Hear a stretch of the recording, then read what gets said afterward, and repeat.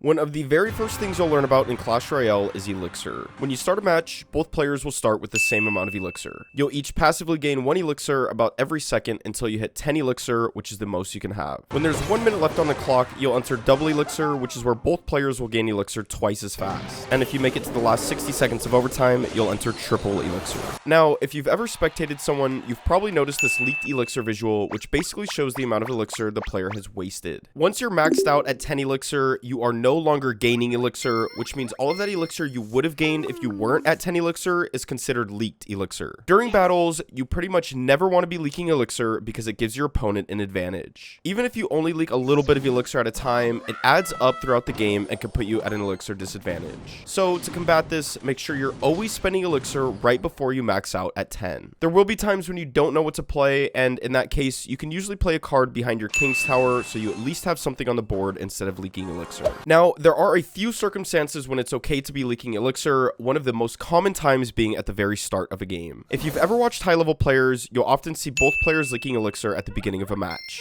The reason they do this is simply because they're waiting for their opponent to play a card first. In this instance, since both players are leaking the same amount of elixir, neither player is gaining an advantage, making it one of the few times it's okay to be leaking elixir. You usually see this with players who are using heavy decks, because if they were to play an expensive card first, their opponent now knows they're low on elixir and can capitalize on it.